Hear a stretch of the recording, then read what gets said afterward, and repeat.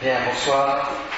Nous allons commencer cette soirée et en introduction, nous allons juste dire que cette soirée est produite par la société Israoffice, qui est créateur de site internet, et par l'association Shema Israël, en partenariat avec Move Design, David Shawat de DC Invest, Eli Haddad, le café-restaurant Flip-In, Panorama Immobilier, Laurent Boubli Immobilier, Advancia, Lader Properties Immobilier, Amishkenot Immobilier, Eliam, Ami Immobilier, AD Immobilier, Kiwi Photo, et la soirée est dédiée à l'élévation de l'âme de Sarah Edith Atali Bat Nejma et à la réproche les mains de tout un Israël, et en particulier à Hana Siari Bat Malka et Ilanit Mazal Myriam Bat Esther. Rav Lemel, bonsoir. Bonsoir. Alors Sadi. Bonsoir. Bonsoir. Il y a un micro. Bonsoir. Bonsoir. Juste pour commencer, je vais me permettre de vous présenter très brièvement. Rav Lemel, vous êtes à Paris, on vous voit, on a la chance, le plaisir de vous voir de plus en plus souvent en Israël. Et à Paris, vous dirigez notamment l'association BEV, ainsi que la Maison de la Famille, et ainsi que le site planète.fr, qui sont des choses qui vous tiennent particulièrement à cœur. J'ai oublié quelque chose de plus important que ça encore, ou d'aussi important. Ce qui est merveilleux, c'est de savoir qu'il y a déjà maintenant l'aile d'Israël. Il y a l'aile Israël. On vous entend. Oui. Il y a l'aile Israël. Alors juste, peut-être quelques mots. C'est quoi l'association l'aile d'Israël particulièrement? Alors, je pense que on va planifier. Je pense qu'on va aller rapidement sur le cœur du sujet, mais donc répondre à votre question. L'aide, c'est donc un objectif simple de partager ce qu'on a eu le bonheur d'apprendre avec tous ceux qui n'ont pas encore eu cette chance. Et je crois que c'est au fond un petit peu ce qui caractérise. L'aide d'Israël, c'est un constat que beaucoup d'adolescents français, de familles françaises qui sont arrivés en Israël et qui, en France, pouvaient pratiquer un judaïsme tout en étant dans une ambiance plutôt cool et détendue, eh bien, en Israël sont obligés de se positionner, de faire des choix qui ne sont pas toujours dans la direction qui correspondrait à celle d'une aliyah au vrai sens du terme. Et l'objectif, eh bien, c'est de créer une structure qui existe déjà maintenant sur Medine, qu'on espère élargir sur d'autres lieux, pour être à leur côté, pour pouvoir, et à la fois à travers l'enseignement et des activités ludiques, leur permettre de se recentrer sur ce qui sont nos valeurs fondamentales, avec en parallèle d'autres cours pour leurs parents. Super. Pour l'instant, c'est sur Modine. Pour l'instant, c'est sur Modine. Très bien. Père Sadine, vous êtes enseignant ici, à Jérusalem, et vous allez, je crois, très bientôt commencer également à enseigner à Paris, dans un collège, dans le 16e arrondissement. Oui, tout à fait. Les enseignements sont exacts. Tout à fait, vous êtes très bien enseigné. Je serai majoritairement en Israël, et j'irai un petit peu en France aussi, pour essayer effectivement de, comme le dit très bien la Lemel, de faire partager la merveille des textes qu'on étudie, si Dieu veut. Alors, on va rentrer dans le sujet. Puisqu'on est avec vous, Rassadine, on va poursuivre, on va continuer. Le sujet, le thème est intitulé La fin des temps. Alors, avant qu'on démarre réellement à le sujet, moi je voudrais, si vous voulez bien, qu'on essaie déjà d'essayer de savoir de quoi est-ce que l'on parle vraiment, qu'on essaie déjà de cerner en fait ce sujet-là, déjà en introduction très brève dans un premier temps, pour qu'on essaie de calmer un petit peu les choses, et puis on va voir ce qu'on peut faire avec ça, déjà dans un premier temps. La fin des temps, c'est quoi? Oui, la fin des temps, on ne va pas dire ce qu'est la fin des temps. C'est vrai que l'affiche présentait une sorte d'aspect Dracula, la fin des temps sanguinaire, beaucoup de rouge dans la fiche d'annonce, il ne s'agit pas du tout de ça. Il s'agit d'essayer de parler d'un thème tout embelli, peut-être le plus important qu'il soit, qui est la notion de la temporalité dans la conscience juive. Alors, ça a l'air compliqué, des mots compliqués, mais vous savez que pour nos sages, cette notion-là va déterminer la différence entre un tzaddik, un juste, d'un rachat. la conscience que les choses ne sont pas les choses du Olam Hazé, de ce monde, ne sont pas éternelles, que c'est à un moment donné et que c'est une courroie de transmission pour arriver à une autre réalité beaucoup plus haute, et là, cette conscience aiguë est la condition sine qua non de l'accès à la tzadikout et au bien. Alors, c'est formidable en réalité qu'on parle de ce sujet pendant Elul, parce que j'avais un rave qui posait une question tout à fait extraordinaire. Il disait, vous savez que dans Elul, il n'y a pas de texte dans la Torah. La Torah ne parle jamais d'Elul, clairement, jamais. Par contre, il y a des dizaines et des dizaines, peut-être des centaines, de ce qu'on appelle des remazim, ça veut dire des allusions dans la Torah, dans les Ktuvim, dans les Nevi'im, partout. Tout le monde connaît Anil Dodiv et Dodili, Gematria Elul, énormément de remez. Et il posait la question, il dit comment se fait-il, à quoi ça sert d'avoir autant d'allusions. Et il donnait une réponse extraordinaire. Il y a une Gemara qui dit les Chacham Dai Beremza. L'intelligence, celui qui possède le savoir, l'intelligence, la Chorma, ça suffit, il comprend tout de suite, il comprend avec un remède. Il n'a pas besoin qu'on lui explique de façon insistante les choses. Et il disait que ça avait l'air de rien, ça avait l'air d'une faculté intellectuelle de comprendre un remède, de comprendre dans un clin d'œil les choses, mais il disait que ça va beaucoup plus loin que ça, parce qu'en réalité ça renvoie à l'essence même de ce que c'est la Chorma. Et on va voir pourquoi c'est lié à la notion de la liaison. Je prends 2 minutes, comme elle dit vraiment, elle prend 2 minutes, parce que c'est une idée tellement fondamentale qui peut, je pense, être la base de poursuivre une discussion. Et il disait la chose comme ça, il disait que, vous savez, dans la Chorma, la notion de Chorma est très liée justement à la notion d'origine, du début. Réchit, Chorma et Hashem. Dans le Tirgum et Ushami, quand on dit Bereshit, la traduction de la création, du Bereshit, du commencement, c'est traduit de Chormata, avec l'intelligence. Alors, en quoi est-ce que l'intelligence est liée au Réchit? Alors, il expliquait comme ça. Il disait que la Chorma, l'intelligence, c'est justement la fulgurance d'une totalité qui est là en potentiel et qui va plus tard se développer, c'est ce qu'on appelle la Bina. La Bina va être la faculté de pouvoir extraire à partir de cette totalité intelligible qui est enveloppée en elle-même au début, qui n'est pas visible, mais ça va être cette faculté à partir de l'origine d'aller vers un sens, d'aller vers un développement. Or, qui dit, et c'est peut-être ça le plus grand secret, qui dit origine, réchit, dit aussi acharit. Acharit en hébreu, ça veut dire fin. Qui dit début, et on va voir que c'est peut-être un des éléments les plus importants, un des concepts les plus importants quand on parle de la fin des temps. On en parlera tout à l'heure, j'imagine. C'était une grande discussion qu'il y avait entre les sages d'Israël et les Grecs. Est-ce que le monde a un début? Si le monde n'a pas de début, il n'a pas non plus de fin. Or, si le monde a un début, il a une fin, forcément. On expliquera ça plus tard, peut-être. Mais en tous les cas, ce qui est très important, je finirai avec ça, c'est que si on a cette conscience intelligible de l'intelligence, qui a un début, qui a une origine, s'il y a un début, s'il y a une origine, il y a un sens, il y a une orientation. Le monde n'est pas simplement un point de vue, la pensée n'est pas simplement un point de vue sur le monde, mais la Torah ne révèle pas simplement un point de vue sur le monde. Celui qui étudie la Torah est dépositaire de l'orientation du monde, du sens du monde. Et qui dit l'orientation du monde, dit début, dit but, et dès qu'il y a but, il y a fin. Or, ce qui est très important pour nous de comprendre, c'est que cette notion de renouvellement, cette notion qu'on peut arriver à un renouveau, ne va être effective, ne va être possible que si justement on est capable d'aboutir, de finir, de conclure ce qu'on vit actuellement. Pour être plus clair, il ne peut pas y avoir de renouveau. Le renouveau dans la vie même de chacun d'entre nous. Le renouveau est possible de commencer une nouvelle vie plus noble, plus haute, plus intéressante.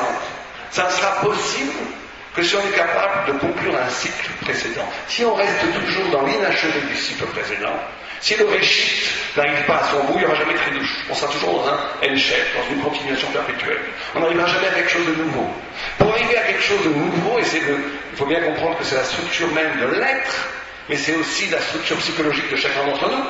On peut très bien passer sa vie, en réalité, à ne jamais achever un processus. Et donc, il n'y a jamais rien de nouveau, et on se demande comment ça se fait qu'il arrive toujours les mêmes tuiles, la même chose. Or, quelque chose ne peut arriver véritablement de nouveau si on a le courage d'accomplir le réchit. C'est que quand on a le pouvoir et le courage de conclure un cycle, que quelque chose de nouveau arrive. Et quand on parle de la fin du monde, je pense que c'est très important de comprendre qu'effectivement le monde a une fin.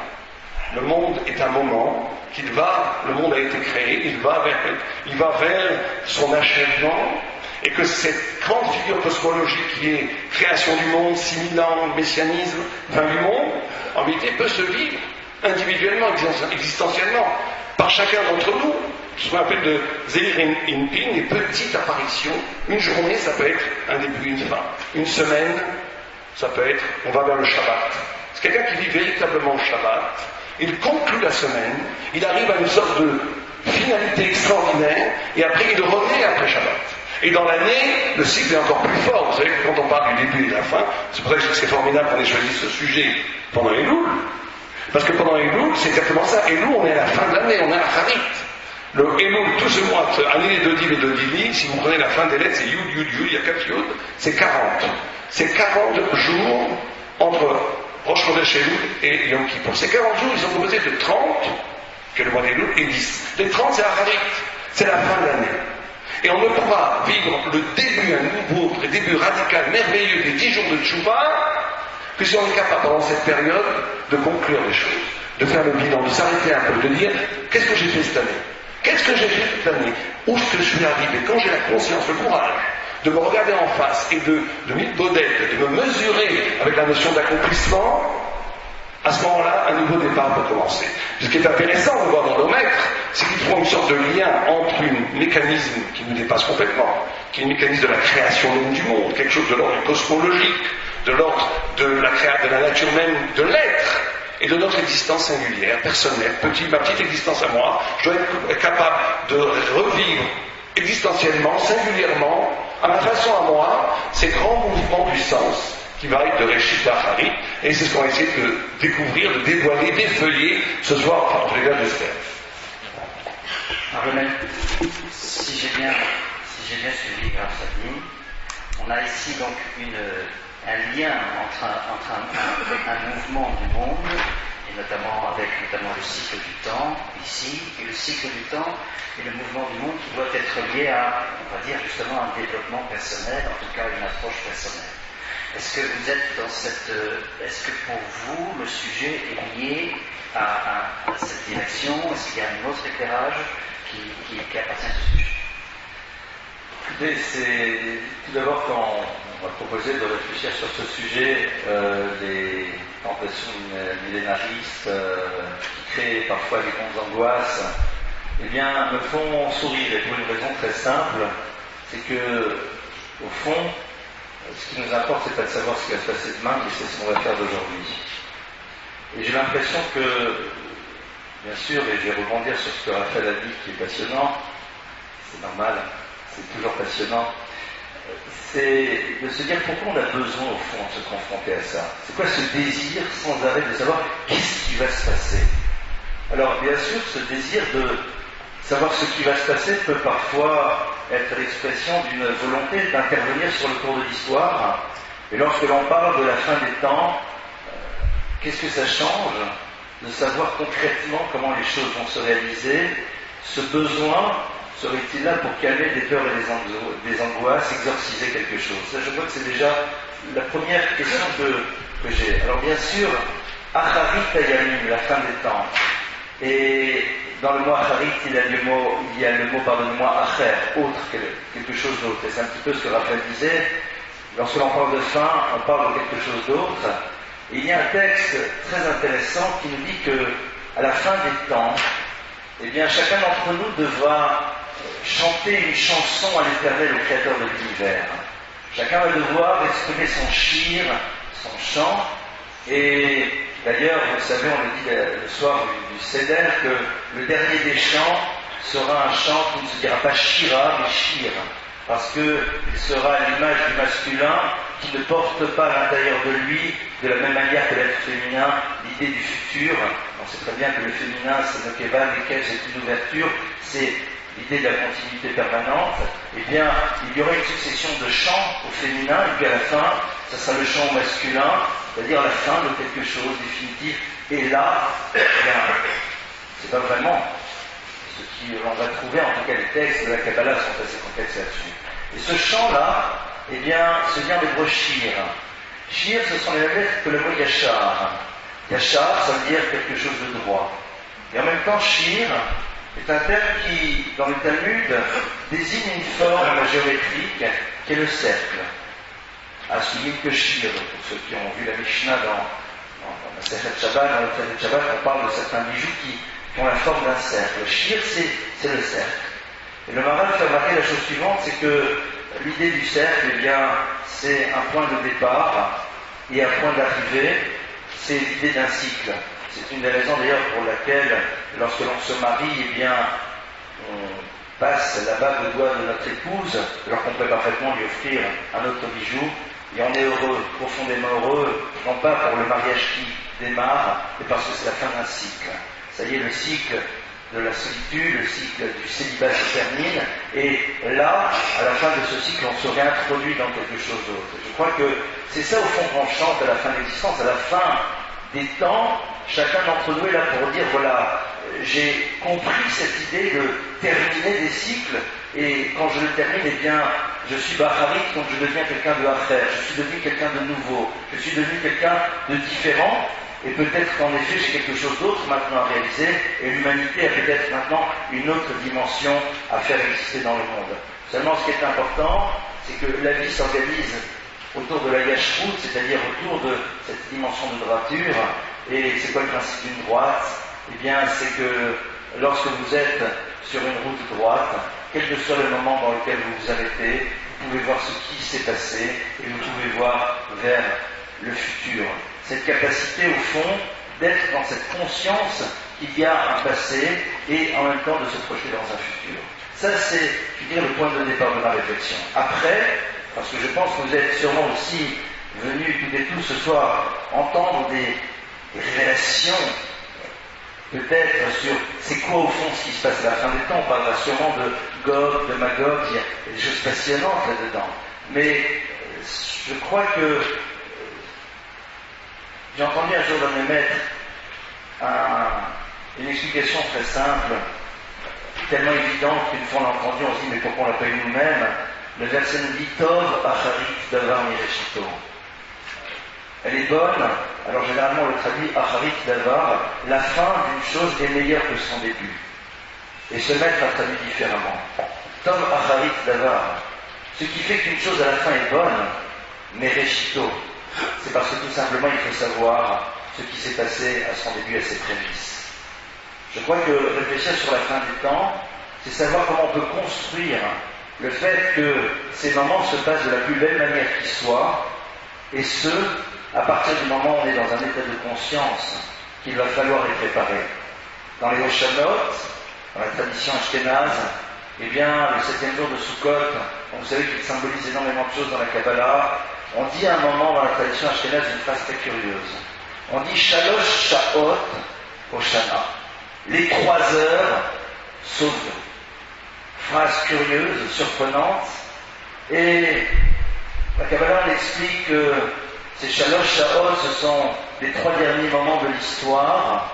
Ces 3 moments dans lesquels, eh bien, nous allons nous trouver confrontés à l'épreuve la plus lourde pour l'humain, qui est celle du Bilboul Hada'at, c'est-à-dire du moment dans lequel l'individu est bouleversé, parce que toutes ces références, eh bien, ne sont plus claires, parce que le monde ne fonctionne pas comme il pensait qu'il devrait aller, parce que ceux qui, a priori, devraient être dans la réussite ne le sont pas, ceux qui, a priori, devraient être dans l'échec, au contraire, sont dans la réussite, et c'est à ce moment-là, on dit, voilà, nous nous préparons à vivre ces moments qui vont être fondamentaux à travers, il y a à la fois cette dimension de yashrut ou de droiture, cette capacité de savoir que on peut faire exister une fin de temps dans notre propre existence, dans la mesure où on a conscience, comme le disait parfaitement bien Raphaël, de ces cycles que nous devons terminer et qui nous entraînent vers quelque chose de nouveau, et ce qui nous permet de savoir que nous finissons des cycles pour pouvoir entreprendre un nouveau,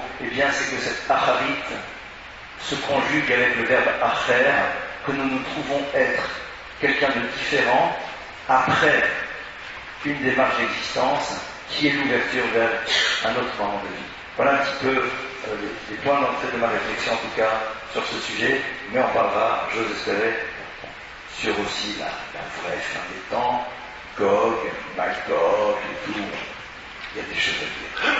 Avant d'arriver à l'école Magog, certainement, si on peut poursuivre un petit instant avec ça, Ravemel, vous venez de nous dire dans le Tanakh, en hébreu, à la fin des temps, on dit Acharit Yamin. Si on traduit textuellement, on va dire quoi? Après les jours? C'est ça. Acharit, il y a un acher, il y a quelque chose après. Et c'est vrai qu'après Yamim, après des jours, et pourquoi on utilise ce terme de jour? Parce que le jour, c'est l'élément qui permet à l'individu de construire et d'organiser son existence. Vaïerev Vaïvoker, l'idée de la journée, c'est le principe de la temporalité, non pas au niveau de son concept philosophique, mais dans sa réalité extrêmement concrète par rapport à nous. On demande bien à quelqu'un, qu'as-tu fait de ta journée? Que vas-tu faire cette journée? Je ramène peut-être les choses à une dimension un peu triviale, mais je crois que c'est aussi cela. Acharit Yamim, est-ce que notre vie a été aussi une succession de jours, et chaque jour est un moment que l'on peut appréhender. Si on nous demande que vas-tu faire de ta journée, on peut décider ce que l'on va faire de sa journée, parce que la relation au temps est suffisamment palpable pour pouvoir réussir à inscrire quelque chose à l'intérieur de ce moment. Si on nous parle de la fin de ta vie, là c'est tellement loin, c'est tellement immense, que on dit bon ben je penserai demain. Mais par contre, de demain à hier, il y a eu un jour, et celui-là, qu'est-ce que tu en as fait? Je pense que c'est peut-être aussi cette idée-là qu'on a envie de nous renvoyer à faire Yom après un jour. Et tous les jours, c'est quelque chose qui est terminé, qui a fait de nous un être différent. Et je me permets peut-être juste de partir sur l'idée que disait Raphaël, parce que il posait cette notion d'objectif. Et je me permettrais quand même de rappeler que, je crois qu'entre autres, beaucoup dans la Chassidoute, on explique que l'élément fondamental de la construction d'un être, ce n'est pas tant la réalisation de ses objectifs, mais c'est surtout les transformations qu'on construit, les chemins qu'il a dû prendre pour pouvoir les atteindre, même si parfois il n'a pas réussi à les atteindre. Oui, tout à fait, c'est cette notion de positiver l'échec, plutôt de donner un sens, une sorte de tendresse, de miséricorde dans l'échec, parce que effectivement, si j'ai essayé, c'est déjà une réussite extraordinaire. J'avais un rat qui disait la réussite c'est quelque chose de dégoûtant. Il disait une chose en disant parce que la réussite c'est de croire qu'on devient son propre centre, on devient son propre centre d'intérêt. L'important c'est la faiblesse peut-être dans l'homme, la capacité de prendre le risque. Et ce risque est beaucoup plus courageux, des fois beaucoup plus grand qu'une réussite assumée, solennelle, etc. C'est tout à fait. Mais vous avez dit 2 ou 3 mots, tu as dit 2 ou 3 mots qui vont faire penser à 2 ou 3 choses qui me paraissent fondamentales par rapport aux thématiques qu'on apporte ce soir. La première, c'est que Gaon de Vilna dit que Acharit, si on prend la gamatria de Acharit, la force numérique, c'est 619, et un de moins que Keter. Keter, ça veut dire, vous savez, c'est la notion, la révélation de Dieu, dans la notion de couronne, qui est au-delà du savoir, qui est au-delà de cette ratson, la volonté divine, au-delà de toute intelligence humaine. Et si c'est un de moins, ça veut dire que quand on arrive à la fin, on retrouve le début, une sorte de cercle comme ça. On retrouve le début, l'origine absolue, quand on arrive à la fin. Et là, tu as parlé de cercle et de ligne, et il y a quelque chose d'extraordinaire. Par rapport, avant de parler de la fin des temps, il faudrait peut-être parler du temps.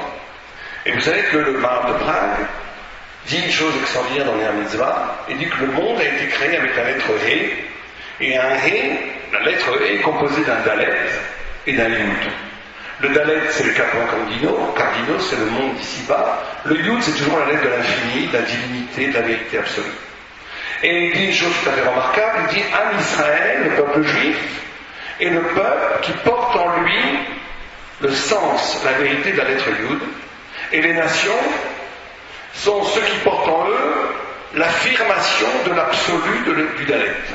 En d'autres termes, il y a une lutte, une guerre qu'on ne voit pas tous les jours malheureusement, mais qui existe, une guerre métaphysique très profonde, qui est d'ailleurs l'origine de tous les antisémitismes. Ceux qui cherchent l'origine de l'antisémitisme, il est là. C'est que le peuple d'Israël est comparé à la lune, entre autres, parce qu'il est le reflet de la divinité, il est le reflet d'un ailleurs, il est le reflet d'un acharit, il est le reflet d'un radicalement autre, de quelque chose qui échappe à toutes les lois et les déterminismes du monde. Les nations vont poser bien qu'elles vont elles aussi avoir des expériences spirituelles, mais ces expériences spirituelles vont toujours être en plus. La religion, pourquoi pas, c'est bien, mais ce qui est vrai, c'est le politique, c'est l'histoire, c'est l'économique, c'est le réel, c'est ce qu'on voit. Ils vont rendre absolu le Dalet. Am Israël va rendre absolu le Yud. Et le monde, bon, parce qu'on vient vivre dans le monde, c'est que c'est le premier Rashi fabuleux que je ne l'ai jamais cité. Le premier Rashi dit, la Torah aurait dû commencer avec la première mitzvah. Pourquoi elle commence à la création du monde? Et il répond, non, c'est pour nous donner le droit d'avoir une terre en Israël. Regardez ce que Rashi dit. Rashi porte tellement fort en lui la notion que Am Israël habite un territoire spirituel. Le territoire de Am Israël, c'est la Torah. Le territoire de Am Israël, c'est la parole de Dieu. Le territoire de Am Israël, c'est le temps de Rosh Chodesh. La première mise c'est Rosh Chodesh. Un temps qui n'obéit pas du tout aux lois de l'histoire. Un temps qui échappe à tous les termes. Vous savez que c'est une chose qui a fasciné Tolstoï, Jean-Paul Sartre et d'autres, que d'après tous les critères sociaux historiques, normalement le peuple juif aurait dû disparaître depuis très longtemps. C'est pas possible qu'un peuple qui a perdu sa centralité politique, sa centralité linguistique, sa centralité culturelle, territoriale, et qui perdure dans le monde, ça n'existe pas. Vous savez qu'il y a eu des milliers de peuples qui ont vécu la même trajectoire historique, qui ont disparu, engloutis par l'histoire. C'est très simple, parce que notre territoire, c'est la Torah. Donc Rachid, ici, notre territoire, c'est la Torah. On n'a aucun rapport avec Abraham, Adam Arishon, Noah, ça c'est l'histoire des humains. Donc nous, on habite la Torah, on aurait dû commencer avec la Torah. Et il répond non. Dieu ne veut pas qu'on soit un peuple de prêtres. Il veut nous donner une assise dans le monde. Donc il nous dit, on va raconter l'histoire de la création du monde physique. Vous avez le droit à avoir une part sur la terre physique. Regardez ce que ça veut dire. C'est-à-dire que chez les peuples, avant tout, ce qui est prégnant, ce qui est premier, c'est le territoire. Tout ce qui connaît un peu la politique classique française. La France. Les chants français, Victor Hugo, la terre natale, la terre nourricière. La France, c'est la terre, j'habite avant tout une terre qui va faire jaillir une poésie, une culture. Au-dessus de ça, je peux rajouter un peu de spiritualité, c'est très facile. Le peuple, donc ce qui est évident, c'est la présence du monde. Le chidouche, la nouveauté, c'est la spiritualité. Chez le peuple juif, c'est exactement le contraire. L'évidence, c'est la spiritualité.